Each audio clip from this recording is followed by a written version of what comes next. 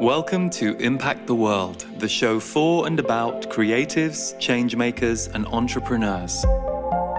This is a conversation episode where a special guest shares with me what they are creating and the behind-the-scenes journey of their experience.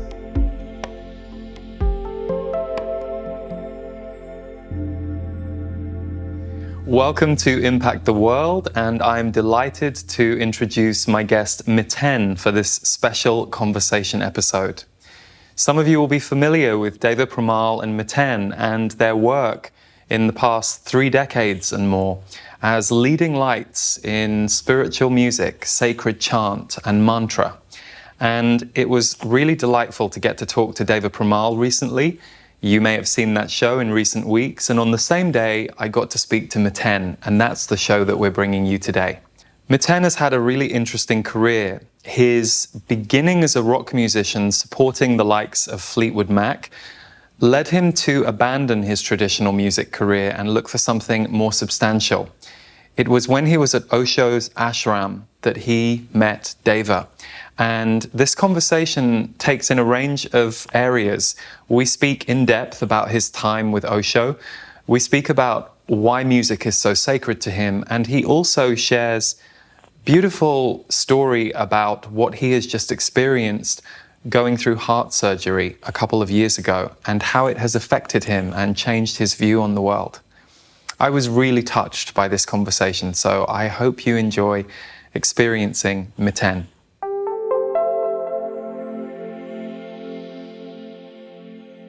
So Miten, thank you so much for being here and welcome to Impact the World. And I was sharing with Deva when I spoke to her for the show last week how you two have been a huge influence for me now for, it will be around 25 years. I remember going into, my new age shops back when I was about 17, 18, beginning of my journey, really beginning of my search, and your CDs would always be there. I would hear your music. So it's really lovely to get to connect with you guys today.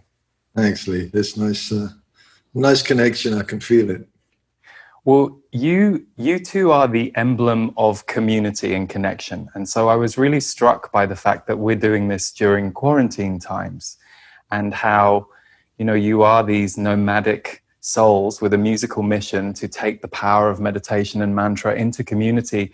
So the way that you guys have been able to do that with your 77 days of live Om meditations and Gayatri every single day, it's incredible. And I shared with Deva last week that I just turned one of them on one day on a day that I really needed it.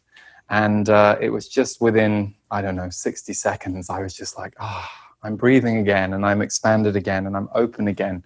But that must have been a pretty intense and all-consuming experience for you guys in a way to be part of that for 77 days. What was that like for you? It's like getting in bed with Deva, man.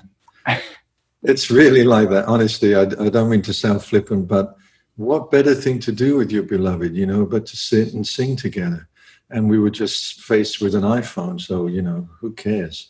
But there was a sense of community that grew through those 77 days. You could feel in the silences the pulse of a community. And that surprised me. That surprised me because I just, I have had, like you, I've had no experience of reaching people through this medium. And the only reason I was doing it was because we couldn't go to South America on the tour that we've been scheduled. So it was like, what are we going to do? Well, let's, we knew that there was a community somehow because we'd been chanting the Gayatri mantra every new year for online.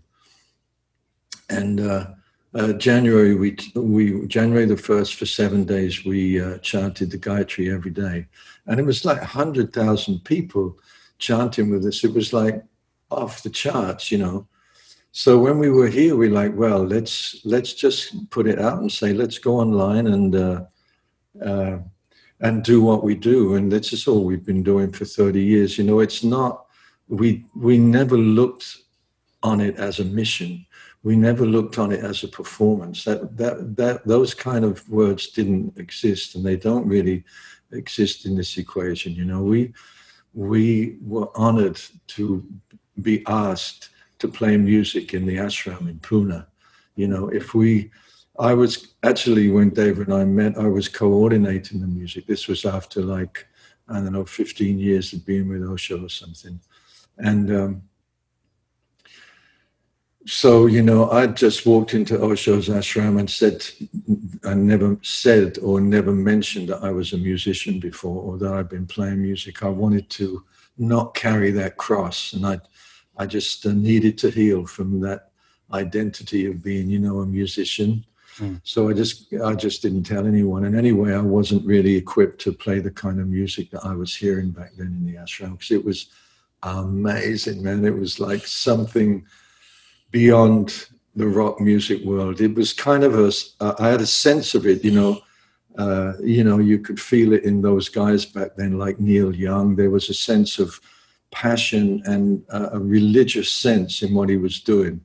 But to actually be in the center of spiritual music like that was like clean. It was like nothing I had experienced was pure like that with music. There was no ambition. There was no performance. There was no money involved. It was just like this outpouring of gratitude, you know. And so it took me a while to heal. It took me a year or so. I just chopped carrots for a year in the kitchen, basically, washed the rice, you know, and got into learning about meditation and got into learning about who I really am. And Osho was on the edge, you know. He wasn't there to give anyone a holiday. It was great. It was totally amazing. And so, you know, I kind of got brainwashed. My mind got cleaned out. And then this young German girl came into my life. And by that time, I was equipped because I was responsible for the music there in the Buddha Hall. You know, every night Osho came out. So that was my first learning was in the rock business, because that was almost like my apprenticeship for being able to support Deva, because I knew how to do it. I knew what was needed, and I knew I could do it. But in the early days, she wasn't singing or anything, you know. She was studying body work, and which she was really good at. And so, you know, we had the experience together of what it takes really to do what we're doing. And the music is always born out of silence. That was the experience I had. There's no performance involved. It's a communal thing, and musicians are actually incidental. It just happens to be me and Deva. You know, that's how I see it when we come together in a city. You know, it's like, oh, this is the Sangha of this city, and here we are being honored to play for that Sangha. And, you know, so that's the way I approach it. And then you're off the hook. There's no performance, there's nothing to remember, nothing to plan. You just go out there and give yourself to the Great Spirit and let the Gayatri carry you. And then we just, you know, that's what we've done. And I think that's sustained our relationship in a very beautiful way. And, you know, that's what we've been. Beautiful. It's beautiful. And I was struck because I didn't really know about your early life, Miten, until I was, you know, reading about you before we came to this conversation.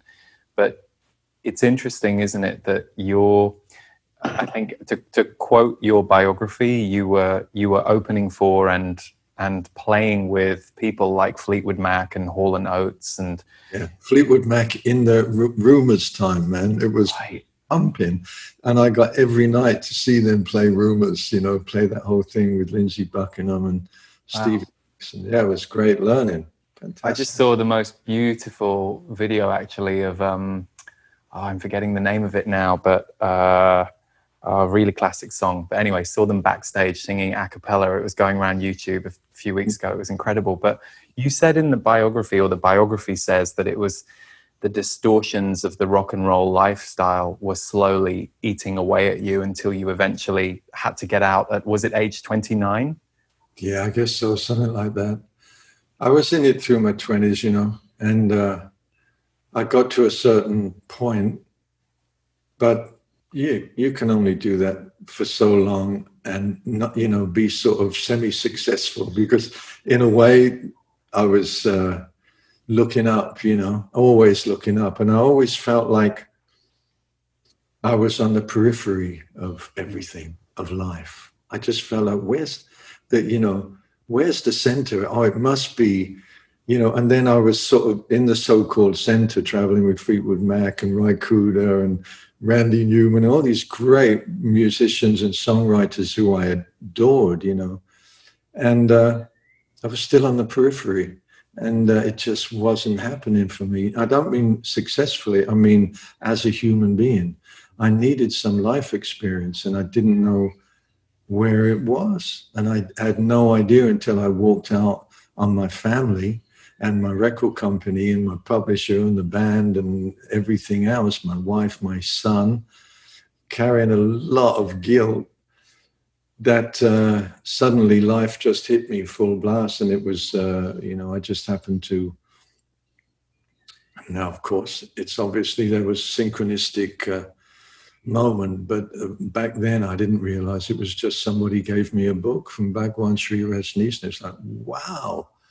It was a book on Zen, it was Zen Parables, No Water, No Moon, it was called. And you'll relate to this as a musician, because the actual story that touched me was of a Zen nun. And the story goes, the parable goes, that her name was Chiono, and she'd gone to the well to in the night to get some water, and she was making her way back to the monastery on the full moon night, and she happened to look in the bucket and see the full moon reflected in the bucket. And at that moment, so the story goes, it broke. And in that moment, she became enlightened, because she realized her life had been focused on the reflection and not the real thing. And she turned around and saw the real thing, the full moon. And that was it. And that was like my music. I knew it was somewhere there. It was behind me.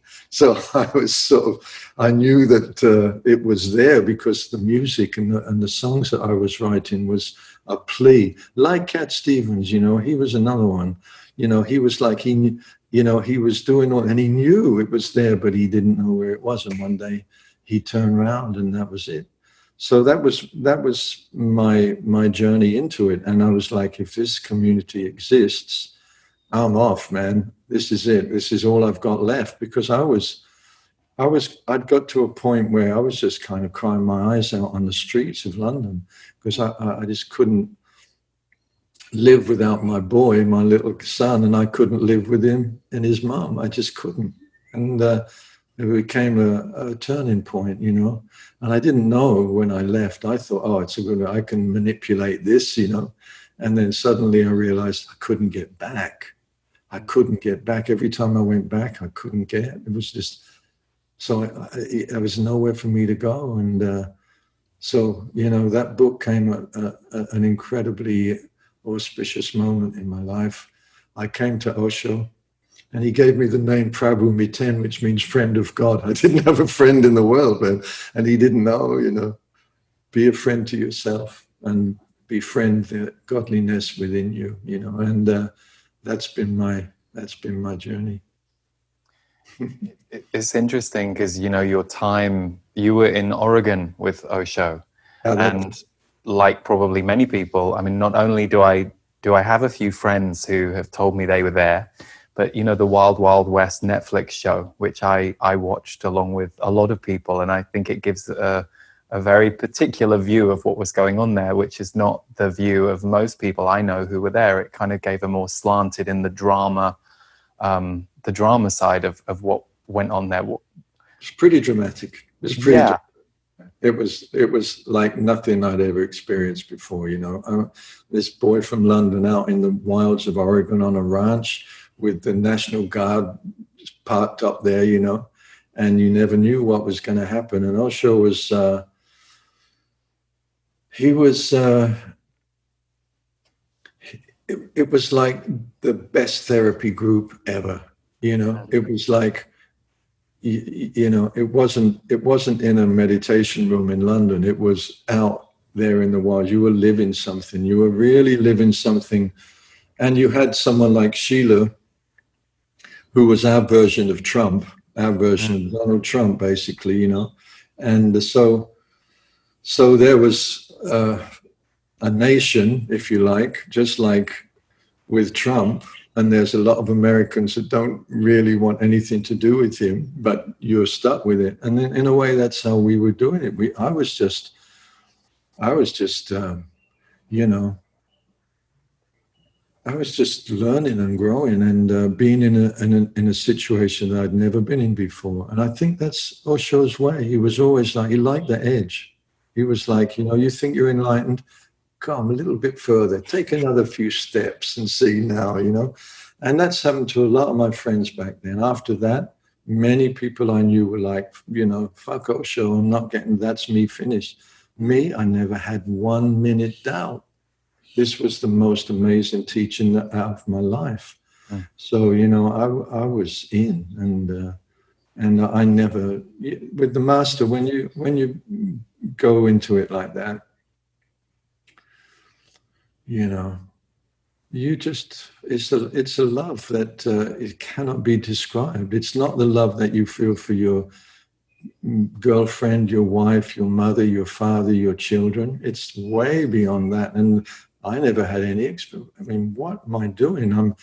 I'm devoting my life to this so-called Indian guru who's not even in his personality. He's not even there, you know. So it was like this unfolding of life, and in a way that my eyes were open. I was actually communicating, you know, and I was actually listening, and I was learning how to be with another woman. I was learning how to breathe. I was learning what respect really is with a girl, with a woman, with whoever, you know. And it was a tantric experiment, a deep and fulfilling tantric experiment. And it doesn't necessarily look very attractive from the outside. It's definitely fodder for the media, that's for sure, you know, because it looks like one big party. And it was the edge. We were really learning how to be with each other and what that meant, you know. And so in a way, I was prepared for Deva. When the first time I hugged Deva, she was 20. I was 43. I'm holding this young girl and I'm feeling she's older than me. You know, she was so settled in herself and just a relaxed breath. And I'm holding and feeling, wow. So, you know, I could recognize that kind of depth of being by then, you know. So when she sat on the edge of the bed one day and said to me, will you listen to me sing? I'm like, sure. And, you know, and she could sing all the songs that I'd been writing and singing in the Buddha Hall. And she could sing all the harmonies because she'd had a musical upbringing, which I didn't know. Her mother was a classical musician. So suddenly she had an opportunity to sing with me and I could feel, wow, she's actually in tune. And she had a German accent, so we had to work on that, you know. Yeah. but you know, she was awake, and when I took her into the Buddha Hall, into the musical ensemble after a few months or something, it showed her how to sing on the microphone and how it feels to play to a few thousand people and the band and the energy that is there. She learned a lot from those times in ashram, and she also understood silence. She really knew what that was all about. And it wasn't until, I think, about 7 years after that when she rediscovered the Gayatri Mantra. That was our turning point. Up until then, we'd left India after a few years. I think she was about maybe 22, 23.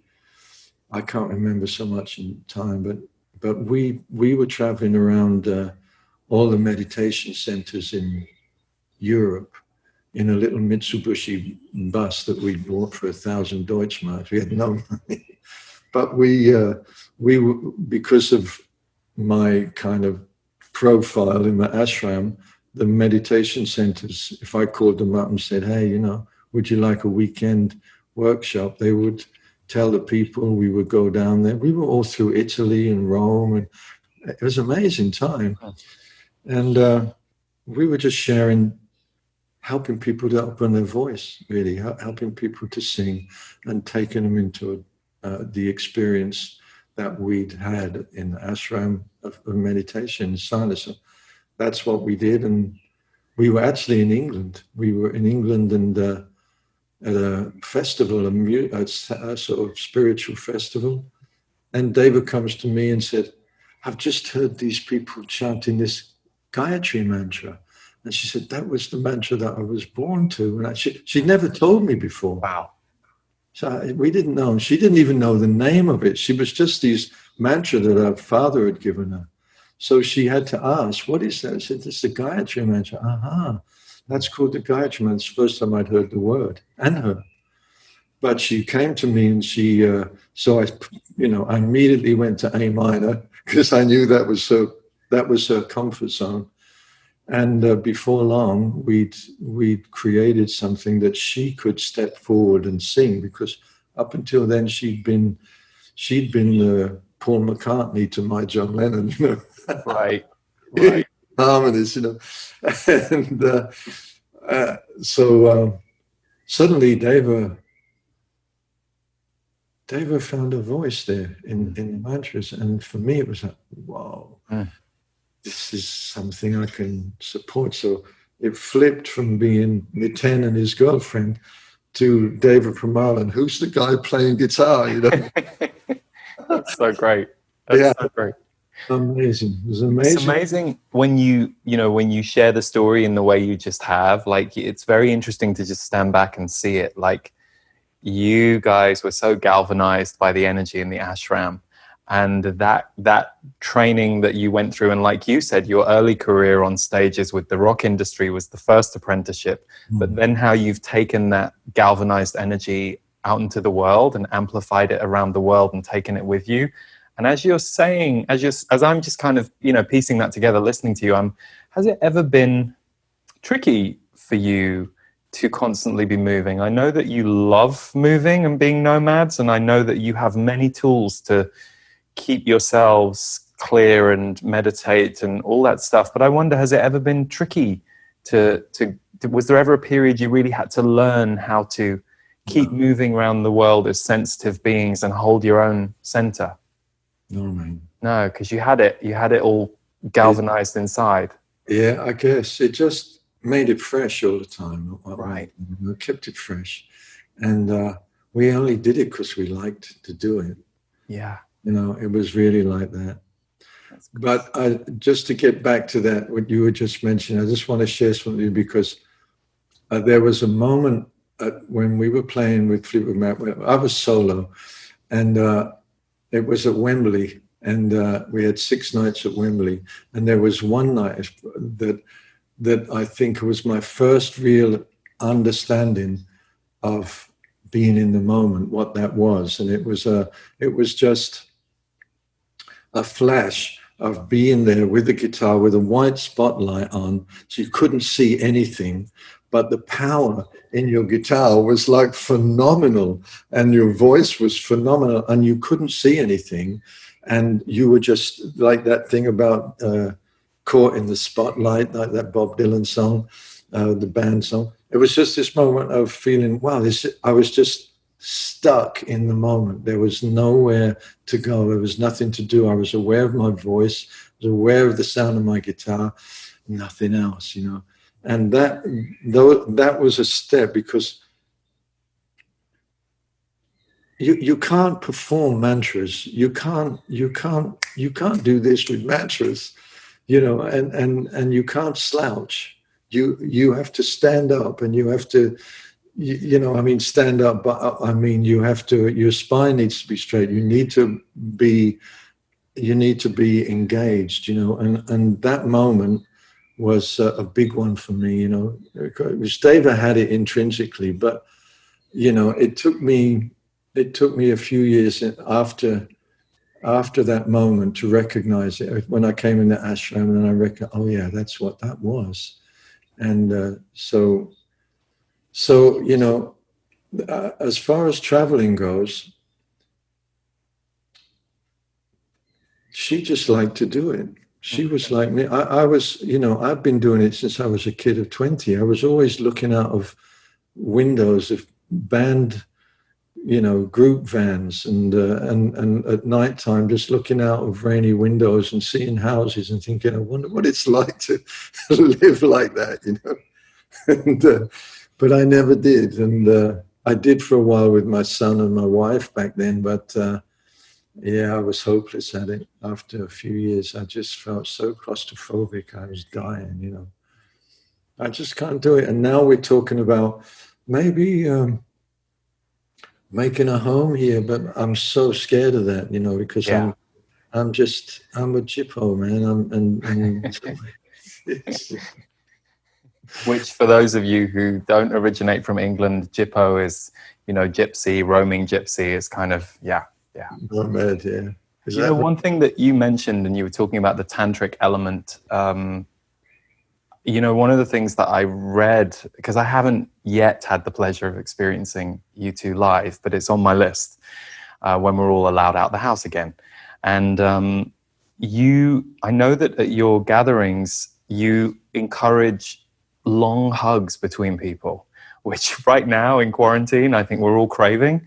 But I was curious if you could, you know, elaborate on that a little bit, and what level of presencing that's bringing for people.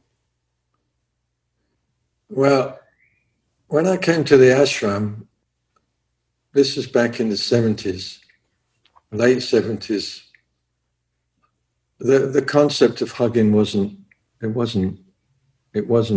like it is now. The only, you know, you know, we had to learn how to hug, and the hugging was necessary because in some ways we were raw. We were shedding layers, and you know, there was a need to feel, you know, to feel like from, you know, back then, to hug a man, to really hold another guy, and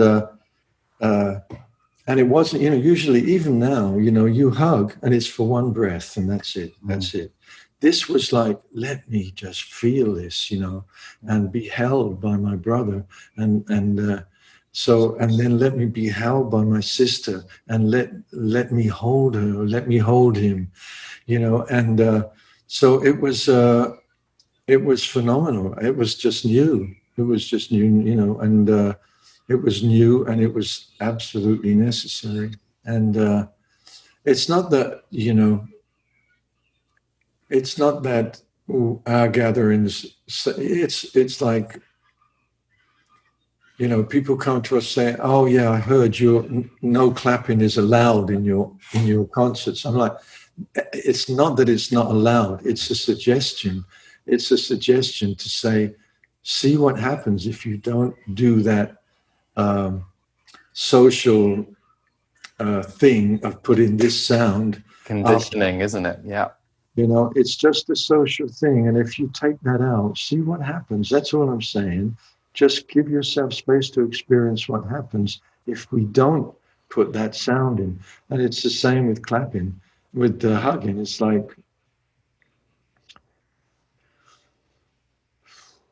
you know, we do. I can remember doing that in some groups. Okay, we're going to teach you guys how to hug. Okay, so I'd get Manoj, or Manoj Bansuri, Yeah. maestro from Nepal, the most beautiful soul in the world, man. I said, Manoj, come here, you know, and we'd hold each other and we'd say, okay, now there's a few things here. First thing is, you need to relax your knees, to kind of bend your knees, you know, so you start to sense you're holding someone. Now, if it feels a little awkward the way you're standing, move yourself until you feel, oh, that's it. Now I feel good. don't think, oh, this is it.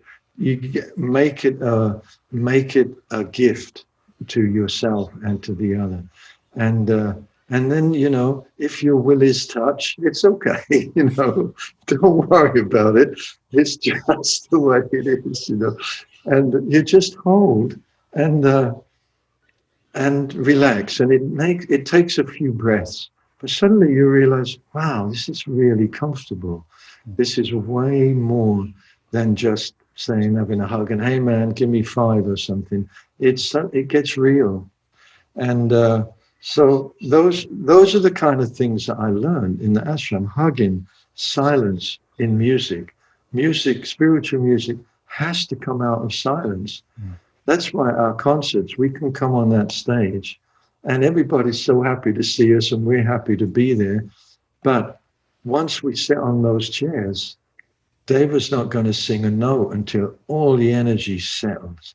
So it can be a few minutes. And first, people who've never been before, they start, what's going on?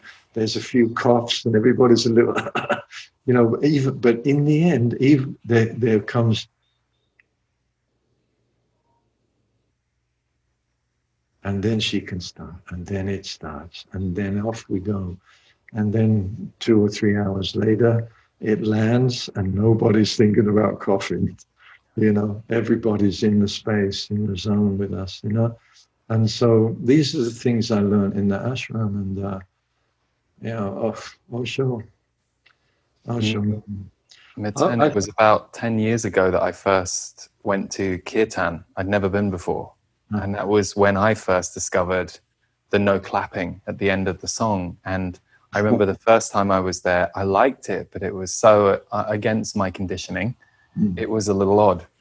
And then what I realized, because I immediately just loved kirtan, I was like, what is this? This is so good. And I now remember vividly noticing how the song had made me feel differently, because I didn't go into the action of clapping, and instead in the silence and in the sitting, your body felt the effect of what you had all just chanted through in a very present and profound way. And it's a beautiful thing, but it's still rare.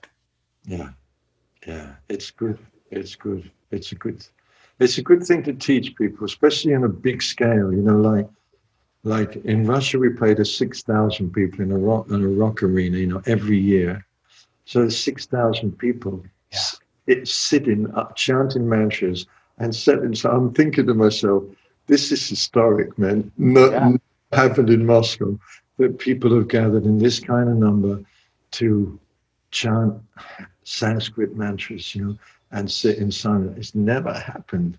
And that's the kind of, that turns me on. It's not the volume of the crowd or anything, because it's a family. It's a family. I look out and I just feel like, oh, okay, this is the Moscow Sangha. This is you guys. This is it. This is, we're so happy and honored to be here and be able to play for you. And we can go together on this journey, and nobody's trying to prove anything. Nobody's out there to say, do you like it or not? Or, please listen to it. It's just not that. Those kind of, attitudes there. Because anyway, when you're a support act in the rock business, you get all kinds of shit. You're out there, you're standing there in front of a load of people who don't want you to be there and are only there because the other band are not ready yet. So to be free of that was like being free of a chain. It was like, oh God. And I promised myself and Deva that when we started this, there would be no performance. And I noticed the very first concert we ever did was in Munich. We were very raw. It was way before. It was very early on, and we were invited to play before Hari Prasad Chaurasia, who's Hari Prasad is the he's like the Ravi Shankar of the Bansuri, the Indian bamboo flute. He's the Ravi Shankar. And we were in this theater, and the guy who put it on knew us. And we didn't, Dave and me, we'd never been in that position before. And I noticed before we went on, wow, she's not nervous at all. She wasn't like she was, yeah, she was just Deva, you know.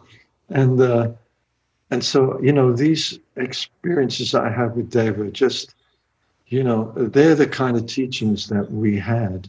The main thing that me and Deva learned out of being with Osho as a couple is that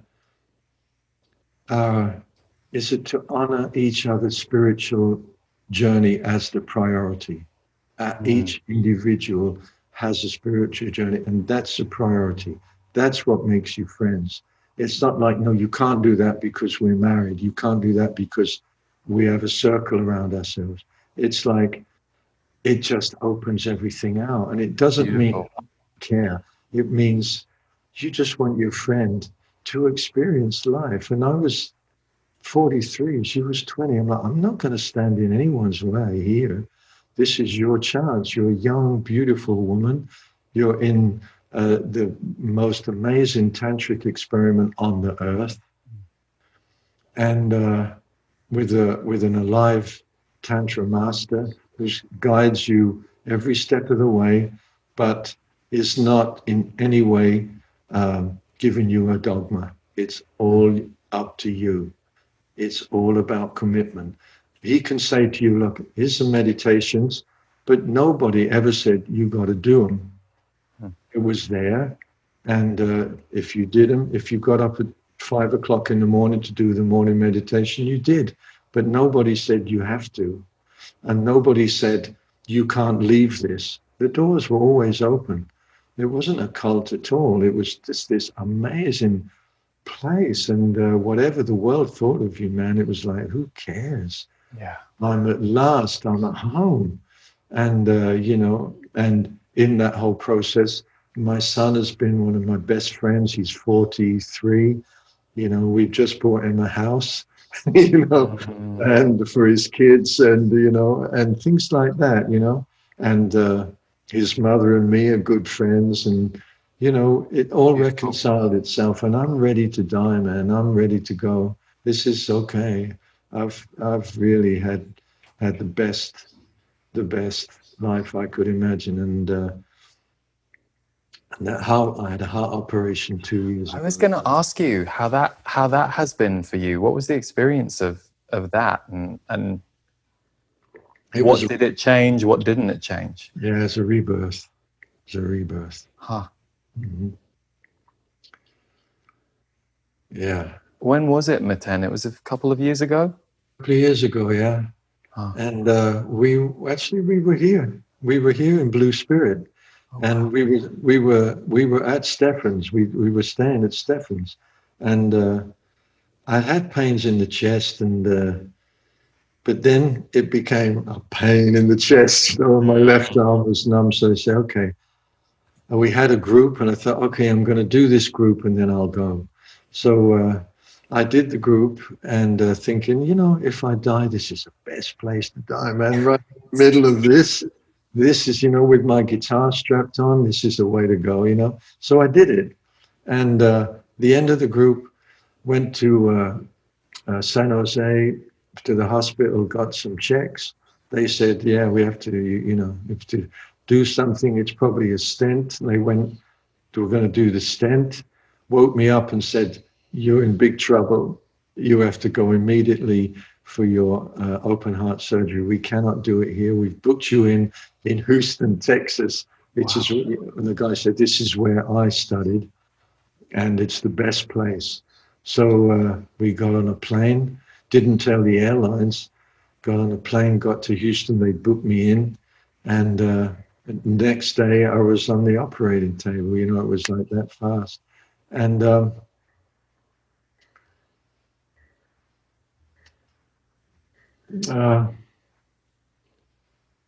I think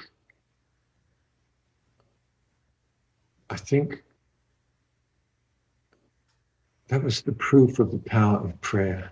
That was the proof, because I was inundated, man. I had no idea people loved me like that. I knew they loved Deva, and I knew I was part of the whole thing, and I knew, but suddenly it was a tidal wave of love coming at me. And I remember the doctor saying to me about a few days afterwards, "You're healing really fast. What's your secret?" And I said, "Take a look at my Facebook page." That's the secret. I was the proof. And within a week or so, I was getting back good. And, I got an angel by my side, Deva. Deva was just there. Deva is an angel on this earth.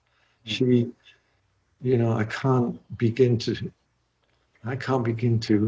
tell you, man. Like every night, there's Deva, and she puts cream on my feet and she massages my feet, and it was like, this kind of depth is not to be. It's just amazing. So a couple of weeks after that, I was in Malibu, where I know you are, and with my friends, and that was the turning point. I couldn't sleep. My body wouldn't let me sleep. Every time I would drift off, and I realized they put the mind away, but the body is awake, and the body is very aware, and the body was freaking out. And so I had about 3 or 4 days of deep trauma work, which I did myself. I just shook. I trembled and shook, and I covered myself up. Those guys, my friends, they had this, which I would never have used, because I don't like to use that sort of stuff, but sheep's wool, beautiful sheep's wool. I used to cover myself up in this sheep, and or whatever it was, and I would tremble for hours. I got so violent, I chipped a tooth. I didn't even know about trauma. I didn't really know. I didn't know why I was doing it, but I just knew it felt good. And then there was one night where, and I'd always felt I was going through some kind of birth canal, I said to David, it's like I'm going through this birth, and I could feel something, but I wasn't there. And this trembling, this shaking was moving me towards the birth, and I didn't know it. And then there was one night when I just freaked, totally freaked out.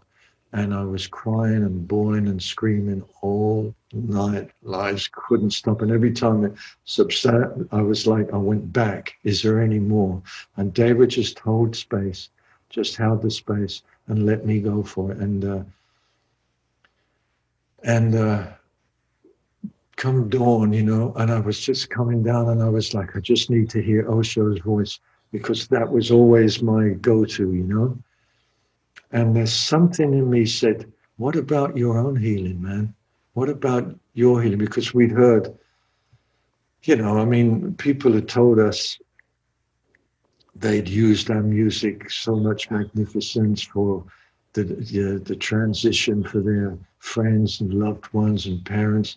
They'd used the music at birth of their children. They'd used the music from lovemaking, and it's like, and it was, and I suddenly, and we just recorded the album Deva. It would already, and which is beautiful, by the way. It's amazing, that one, man. And I said to Deva, put the Gayatri mantra on.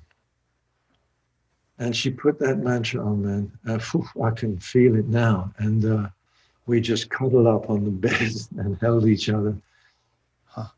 And it was like perfume. It was just like perfume. And we drifted off to sleep. And I woke in the morning, and just like you, with your sun, the sun pouring through, I woke up in the morning, there was a California sun pouring through the window. And I was like, wow, that was the birth. And I was like up, and it was like, oh wow, this is my second chance, and within 6 weeks of that, I was I couldn't play, but we had a tour and had put together a band because I wanted the best band for Deva, and I knew I could do that, but I couldn't play, but I could put together some musicians who could support Deva without me. Mm. And so I was on the tour, in the tour bus. It was America. And I was in the back of the tour bus in the bedroom with me and Deva, the band. And, you know, and 6 weeks after that, I was back on the road. And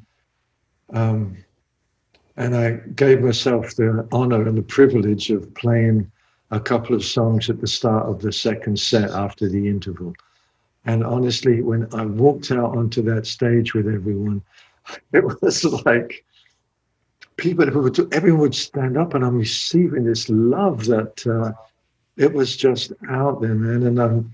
And so, you know, and I had my troops, my band, and Deva and Manoj, and we would just play a few songs, and then I'm like, that's it, you know, that's enough.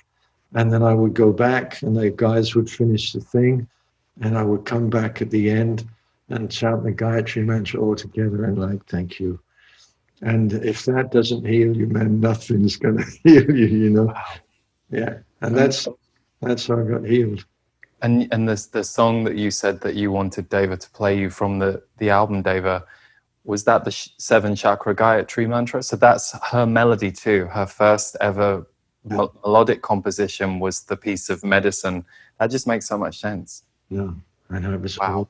That's beautiful. Thank you so much for sharing that story with us. And yeah, wow. I'm gonna sit with that story for the rest of the day and really take that in. But I guess I know we have to kind of come to a close in a moment, but you know, one thing that was going on for me today, Miten, thinking of the opportunity to speak to you, you know, I've been a channeler for 25 years, and my guides, they often talk about how we become a wisdom keeper when we get into our older years. And they say, you know, you tend to enter into that phase as early as 60, depending on, you know, who you are and where you are.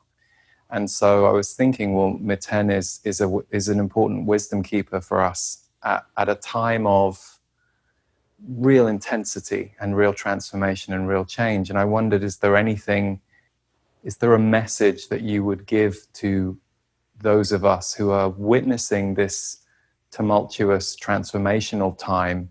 Is there any message that you would give us to kind of help steer us forward whenever the going gets rough, or when it gets intense, or when people go into fear about what's going to happen on the planet? Yeah, I guess what works for me. Then I would say, find your mantra. Find your mantra, man, because these mantras, they're powerful medicine, you know, and they're in the ether. You have to step towards them. They can't come to you, but you know, and it's okay to sing them like the Gayatri mantra. It's beautiful. But I like to say that, you know, once you had to, you know, once you had to go to India, and you had to sit with a guru Baba somewhere, and maybe if you were lucky one day he'd whisper your mantra in your ear. Now you can Google mantras, man. You can own mantra. Every mantra has its own quality. Every mantra has its own distinct energy, you know, and if once you step into there, you have a friend for life. So whether you're isolated, whether you're lost, whether you want to give thanks and gratitude, whatever you want, there's a mantra for you. And that's why we made 2 albums, one called Mantras for Precarious Times, one called Mantras for Life, and then another one with Buddhist monks from Tibet, who we met in Australia, a bunch of Guto monks who would come to give satsang every year in Australia. And David did an album chanting with them. And we did them because we wanted to give people a tool, like 108 cycles, So, the concept is, there's Deva chanting 7 different mantras, 108 cycles. Go and explore. Maybe this mantra is for removing energetic blocks from your body. This mantra is for sacred lovemaking. This mantra is for a sense of inner peace. And see which mantra resonates and say, okay, this was the concept back then. I'm gonna put the CD in there, and I'm gonna chant with Deva for 21 nights before I go to sleep. And then I'll know what this mantra is. That's gonna be my step into a commitment. Because a commitment is very important. And I learned that from Osho. You can't, I know there are many religious sects and religious things where you have to do this is what you have to do. Osho is not like I said, it's a very much individual commitment. You can be told, but do you actually get up and do it? That's another step. And that's what Osho told me, and it's what he gave me. It was like, so what I like to pass on is that it's like, look, I'm not saying it's the only way, but it's my way. And I know it works. I can lay in bed feeling lost. If I feel lost, isolated, disconnected, troubled, I can, I can lay in bed and chant my mantra without waking Deva. And I can chant it for 108 times, and I guarantee by the end of that time, I have a smile and I see the great gratitude that I have to acknowledge for this life, that I've been taken into this body by some mysterious force, and I'm here to learn and here to give and here to share. And you can't share if you don't love yourself, It's the love for yourself that you share. So that's where the mantras give you, and it gives you this sense of, wow. I like Deva, she likes to say, you know what? All these mantras have all these different meanings, but basically the basic meaning of all mantras is wow. Wow, that's what they're all saying. So maybe that's something. And the other thing I would say is sing. If you're afraid, sing. And I learned this through my kind of druggy times whenever I got scared. If I sang, whatever darkness I was finding myself in dissipated, Yeah. So sing. And so that's another thing. Your mantras, you sing them, you chant. You don't have to be Pavarotti. There's 2 notes in most mantras. You can make your own, but just do it and use your voice, Beautiful. Ten, thank you so much. You have touched and lit my heart today. So I know many will feel the same, but thank you for sharing some of your journey and your story and your experience, and long may you sail, because the impact that you guys bring to our world energetically and through what you encode is really needed. So thank you. Thanks, man. Nice to talk to you. Next time you talk and I'll listen. Okay, deal. You have been listening to Impact the World. For more of my work, please visit leeharrisenergy.com.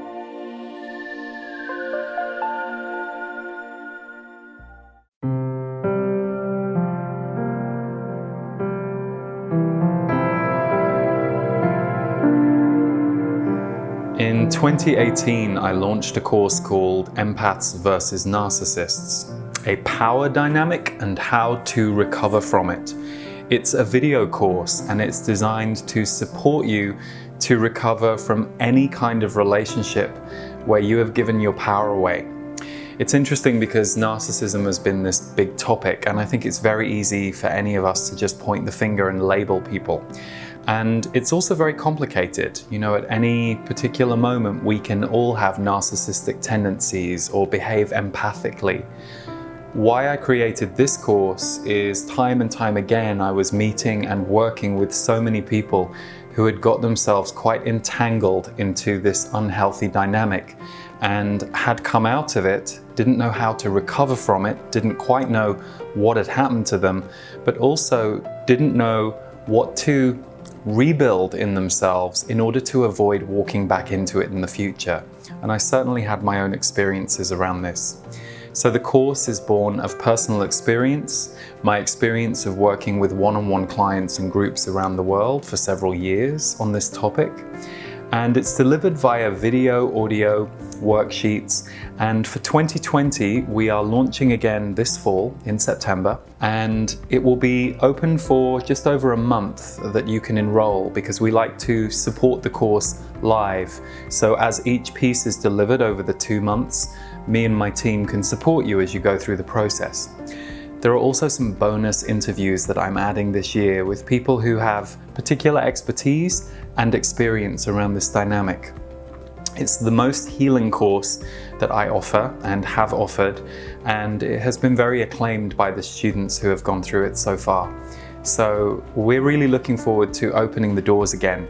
It's a touchy subject, it's not the most fun thing to look at or to visit in yourself, but the results can be profound when you figure out how you got yourself into giving your power away in the first place, how to recover from the fact that you did it, and then how to avoid doing it again in the future.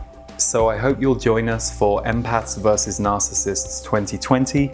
You can visit empathsversusnarcissists.com to find out more details about the full course.